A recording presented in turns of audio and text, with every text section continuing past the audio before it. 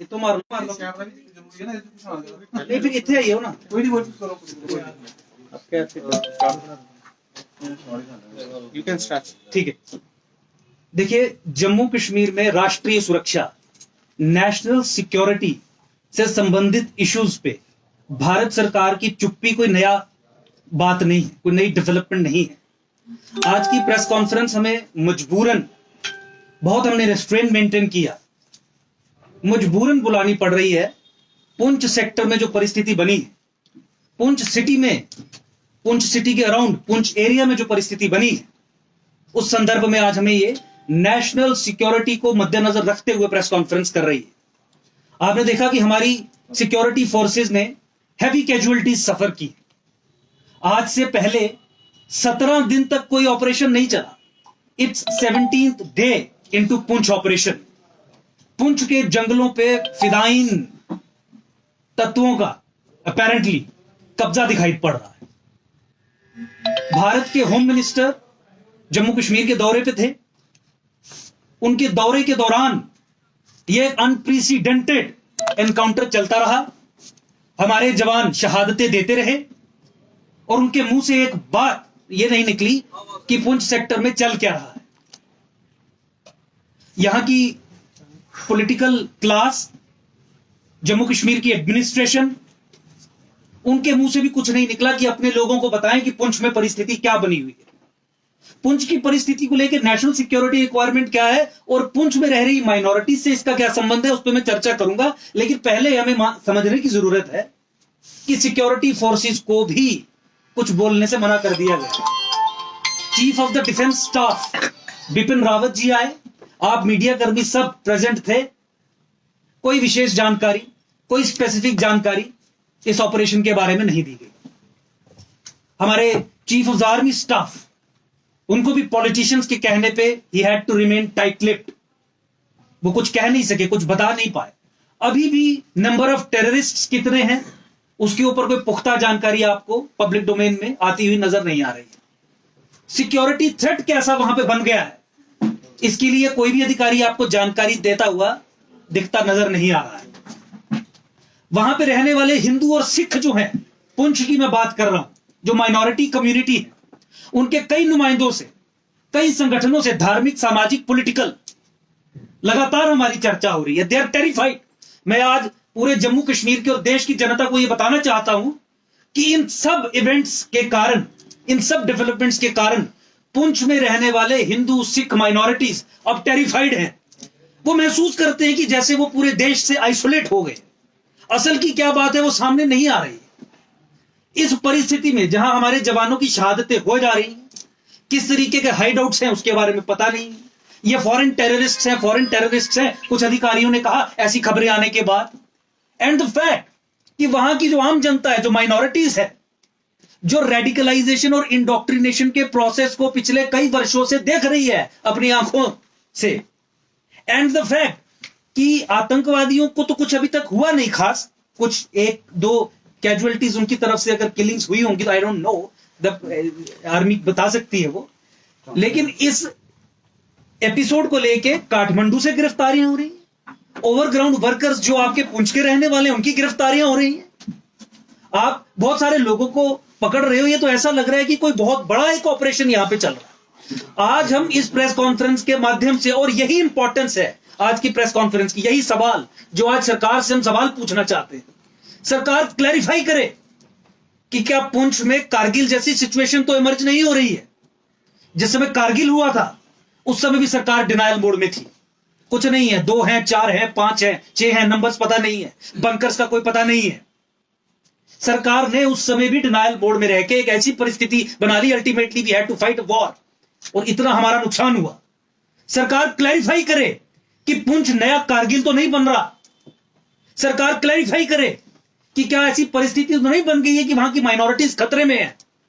United Nations general assembly में prime minister of Pakistan Imran Khan ने खुलेआम धमकी दी थी भारत को 370 और 35A की एब्रोगेशन के बाद कि अगर उनके हिसाब से जम्मू कश्मीर में संवैधानिक तौर पे बदलाव नहीं लाया गया या Kashmiri pro separatist, half separatist, अलगाववादियों की डिमांड्स नहीं मानी गई तो हिंदुस्तान के खिलाफ जंग छेड़ेंगे। अफगानिस्तान सिचुएशन डेवलप हुई है, वो भी एक एंगल देखने की जरूरत है। आप हमारी सुरक्षा के लिए यहां पे कर क्या रहे हैं? 1990 का ट्रैक रिकॉर्ड भारत सरकार का सामने है, जहां पे 1990 में जिस समय हिंदुओं पे नरसंहार अनलीश किया गया कश्मीर में, ये मूक दर्शक बने रहे और लाखों की संख्या में लोगों को आना पड़ा। क्या ऐसी परिस्थिति आप पुंछ में तो नहीं बनाने वाले हो?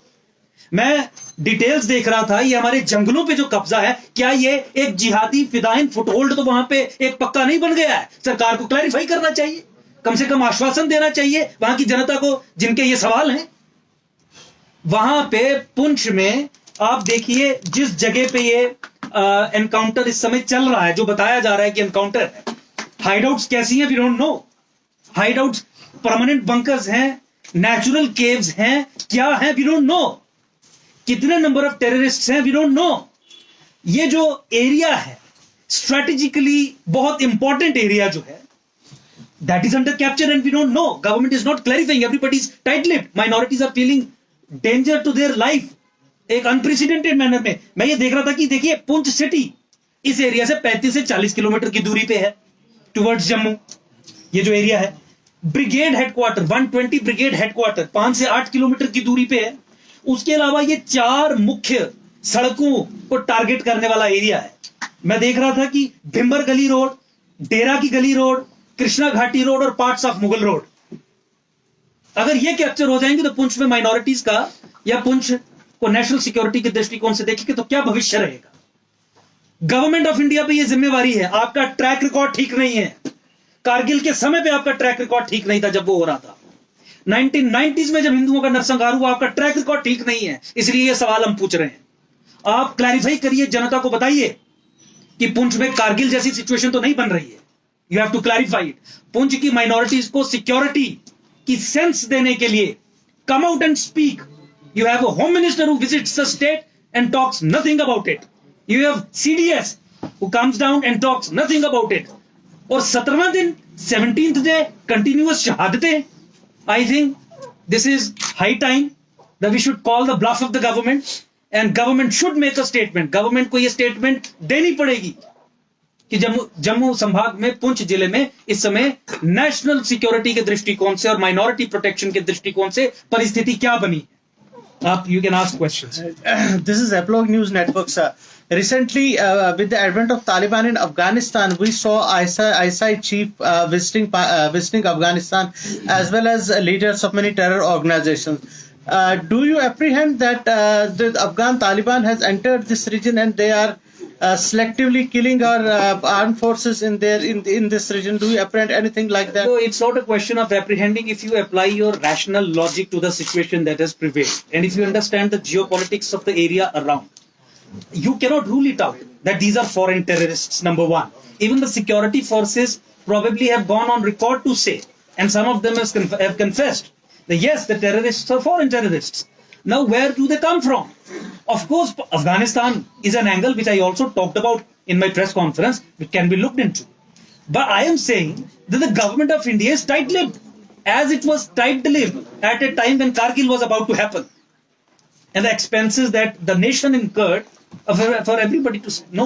BJP often blamed Congress for such security lapses and not taking the nation on board. Now BJP is doing everything what Congress was doing. Allegedly, what Congress was doing.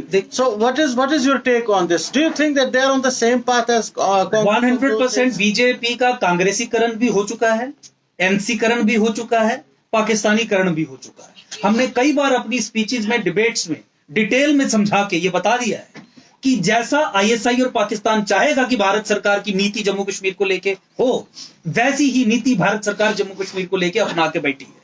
उस नीति के बीज जो थे वो तो कांग्रेस ने बोए, लेकिन 2014 के बाद उस नीति को एडॉप्ट करके परपेचुअली चलाने का काम भाजपा सरकार ने किया। इसलिए जम्मू संभाग, नेशनलिस्ट संभाग सेकेंड ऑर्डर में भी रह रहा है और इस तरीके की सिक्योरिटी सिचुएशन भी इवॉल्व हो रही है। From where did you find that this OGWs belong to the UT of J&K? Did you not find कि जो प्रॉपर एक इकोसिस्टम बना था इस टेररिस्ट असॉल्ट के लिए, जो भी चल रहा है ongoing, and we do not know the nature of it, ये यहां से इंटरनल सपोर्ट के बिना पॉसिबल नहीं हो सकता था।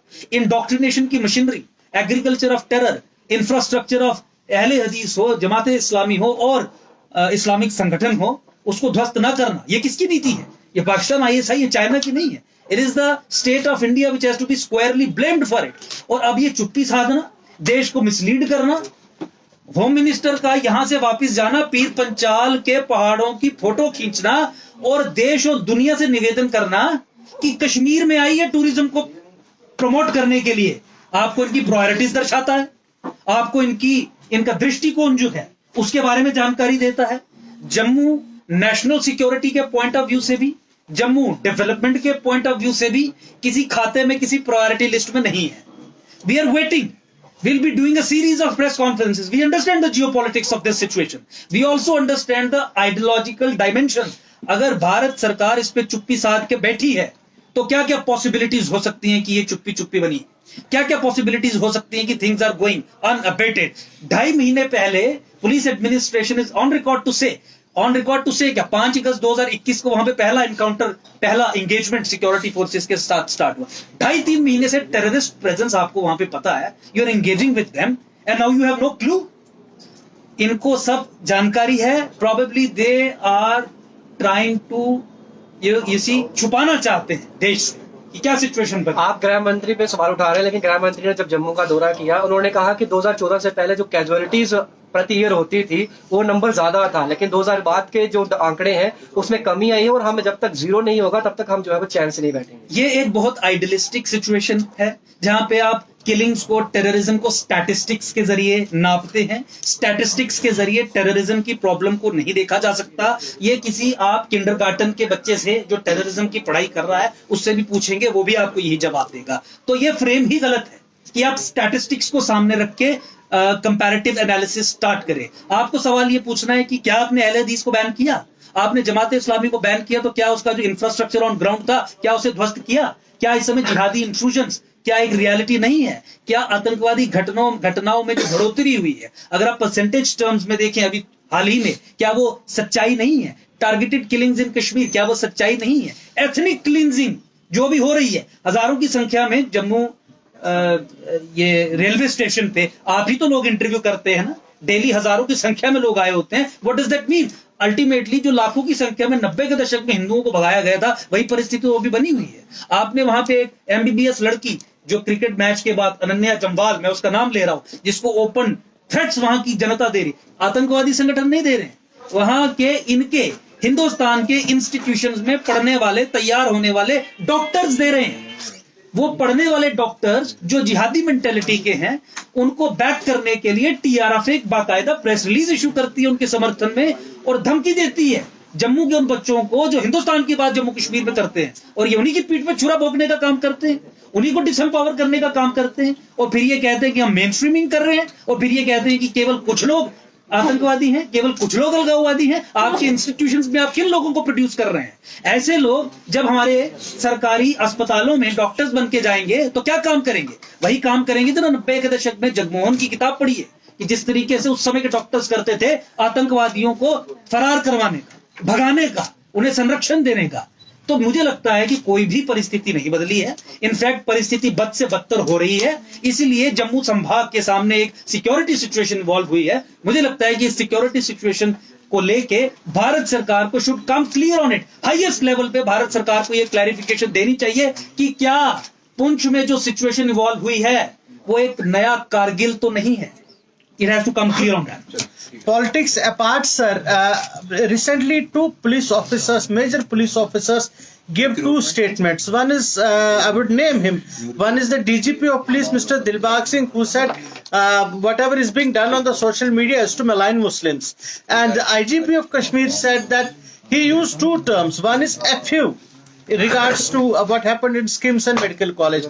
FU and allegedly, when it was naked and clear in front of the whole nation that who is doing it, there were hundreds of them celebrating the victory of Pakistan.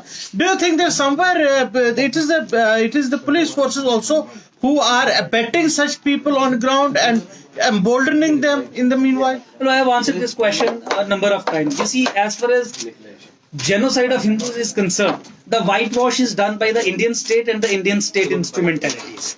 Now, as far as jihad is also concerned, the blur campaign is being run by the state of India. They ये लोगों की आंखों में धूल झोंकने का काम करते हैं कि जम्मू कश्मीर में जो चल रहा है वो जिहाद नहीं है।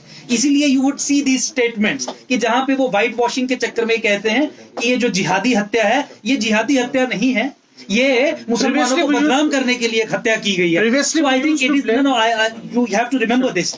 It is a blur campaign. It is a blur campaign in favor of jihad, facilitating jihad, which the state of India, its instrumentalities are running, and therefore they make statements like Previously, this. we used to blame the state of Jammu and Kashmir. एक सवाल है, एक सवाल है।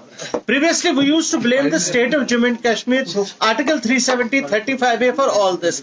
Now, this is a union territory, and still such things are happening. Therefore, I say, because since abrogation of Article 370 and 35A was not taken to its logical conclusion, and therefore the same situation, and adoption of the same state policy paradigm as was planted by Congress way back in 1950s.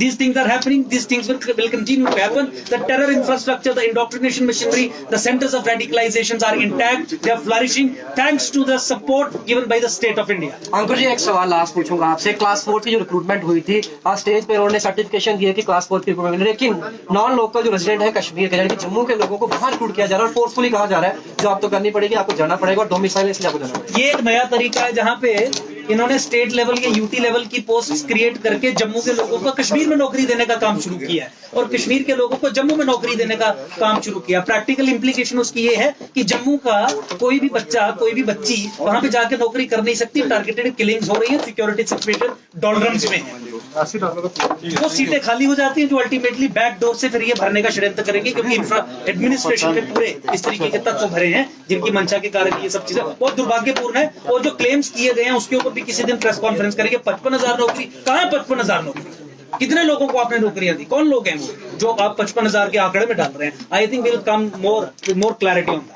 Sir, one single question, please. You have recently stated, with your help, you have recently stated the FIR process in